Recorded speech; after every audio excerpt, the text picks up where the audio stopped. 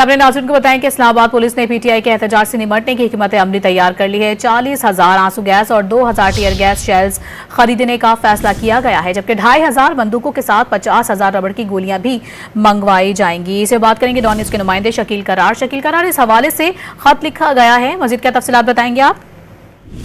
जी बिल्कुल, इस हवाले से ज़राए के मुताबिक जो एहतजाज है पीटीआई का 24 नवंबर को, इस हवाले से जो है वो काफी सख्त जो है हिकमत अमली तैयार की जा रही है। और पीटीआई ने अभी तक इस्लामाबाद इंतजामिया से इस एहतजाज के हवाले से कोई एनओसी के लिए दरखास्त जमा नहीं कराई है और इस्लामाबाद पुलिस ने अपनी हिकमत अमली जो है वो तैयार करना शुरू कर दी है, जिसके मुताबिक 40,000 जो है आंसू गैस शेल्स और 2,000 टीयर गैस शेल जो है वो खरीदने का फैसला किया गया, जबकि 2500 बंदूकों के साथ 50,000 रबड़ी गोलियां भी मंगवाई जा रही हैं। इसी तरह 5,000 एंटी राइट किट्स भी मंगवा ली गई हैं, जबकि जो नफरी है इजाफी वो एफसी पंजाब से तकरीबन 22,000 जो है वो जवान मंगवाए गए हैं, जो 24 नवंबर से पहले इस्लामाबाद पहुंच जाएंगे।